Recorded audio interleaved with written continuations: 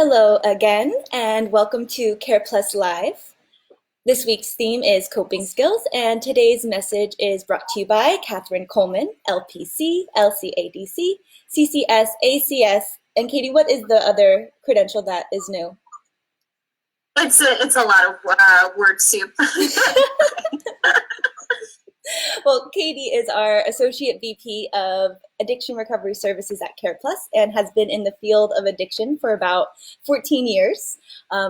We got started a couple minutes ago and had some technical difficulties. So I'm going to hand it off to Katie now to share her message on coping skills. Thank you, Katie.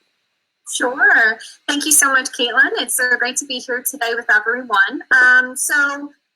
I work in the field of substance use and addiction recovery. So right now, this is a very difficult time, I think, for everyone, regardless of what might be going on in individuals' lives. Obviously, COVID has put things to a great halt.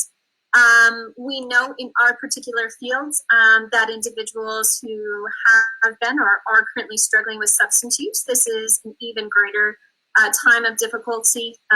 In talking about coping skills, these are things that everyday individuals really use to really, again, function at our best capacity, function and achieve wellness. These are things that help give us structure, that help bring us happiness and joy. And these are things that unfortunately have had to dramatically change in a very short period of time with the coronavirus and the fears that have come with that. So what we talk about when we speak of coping skills is we're really looking at risk factors as well as protective factors. So risk factors are things that put individuals at jeopardy of not being well. So these are things that can be triggers that can cause us to feel things like anxiety, fear, anger, sadness, all of these different types of feelings. These risk factors could be environmental. They could be people, they could be relationships, they could be a lot of different things that might put people, again, at greater risk for not living their healthiest life. And on the other side of that, we see protective factors. So protective factors are where our healthy and coping skills come into play. So these are things that help protect us and help keep us well despite those risk factors. These are coping strategies which could be, meditation, support, healthy relationships, journaling, therapy, any type of expression. And protective factors can also, again, be environmental. They could be, employment. They could be education. Now, what we have seen with the coronavirus is a lot of these risk factors and protective factors have really gone into an imbalance. So the things that many people had that were protective factors, they have lost. They may have lost employment, which was, something that helped give them structure and helped keep them financially sound. They may have lost the support network of family, being able to access their family. And for us in the substance use community, they may have lost that face-to-face AA or NA meeting. That's, maybe smart recovery group, that face-to-face time with their sponsor, and are now forced to be in isolation. They may have lost their ability to go to school. These things that were really protecting us now all of a sudden have changed. And obviously with the virus, we have also seen an increase in these risk factors. So, there's a lot of fear, a lot of unknown factors that are really, for a lot of individuals, are bringing up a lot of feelings of sadness, isolation, anxiety, fear. And again, we are really trying to encourage everyone to really reinvent what these protective factors can look like. Because now more than ever, we really need to make sure that we are increasing those protective factors to really help kind of counterbalance this increase in risk that we are currently seeing. The other thing that is really important in this climate to really evaluate is, things that we might see as coping could also potentially be dangerous for us. So we have seen in this climate an uptick in sales of alcohol. and alcohol consumption. Alcohol is still available and is still able to purchase. We have seen an uptick in, happy hour Zoom groups, things of that nature where people are connecting now with alcohol and having social gatherings. And again, on the surface, this seems good. Okay, I'm bored. I don't have anything to do. Let me have a drink, on a Zoom chat with my friends. It helps pass the day. It helps make me feel better, not so anxious. But again, we really ask everyone to really evaluate those behaviors to really make sure that they're not becoming unhealthy coping strategies and that they're not becoming risk factors themselves. And so we ask individuals to really look at their patterns of behavior because, being able to go to work and get up and function in the morning was something that may have prohibited someone in the past from, drinking heavily, but now that has changed. So those counterbalances, like we talked about, are not in place as they used to be to really help, kind of show us what is healthy versus unhealthy. The other part of it too is, again, the lack of connectiveness, being able to have our families see us and interact with us, our friends. So people who might also have said to us, like, listen, I'm concerned for you. It looks like your behaviors are changing. It seems like you're drinking more, you're isolating more. We don't have that same checks and balances. So a lot of this is being left to us. A lot of this is being left to us to determine, is this behavior unhealthy for me? Am I using enough healthy coping strategies to really, mitigate what is going on for me? And also, most importantly, am I checking in with myself to really understand what's going on?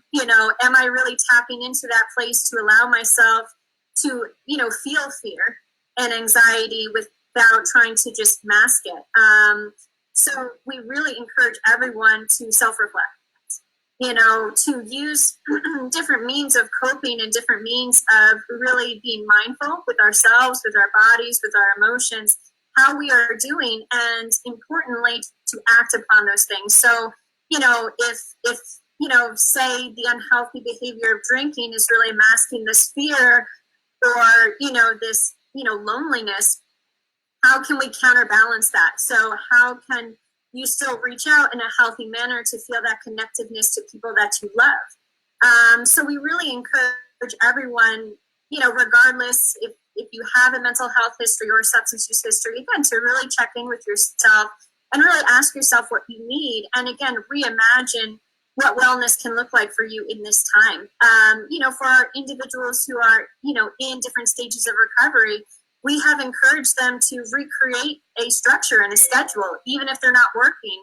Try and get up at the same time each day. Try and schedule activities for yourself throughout the day that help give you a sense of that structure and a sense of that predictability and consistency in this time where things are very vague and things are very unknown. We've challenged people to use more technology platforms. Thankfully, we've seen a lot of, community resources like AA and NA go virtual. There's a lot more recovery support groups online. And even if people are not connected to the AA or NA community, there's a lot of different support groups for any type of presenting need, grief groups, family groups, all recovery groups, smart recovery groups. So we really encourage people to try and get out there, even if they're feeling that burden of sadness or loneliness, isolation, to really try to still find a way to connect to their community, because that is a way to really, again, help have those checks and balances, help us to feel more connected, to the world that is out there.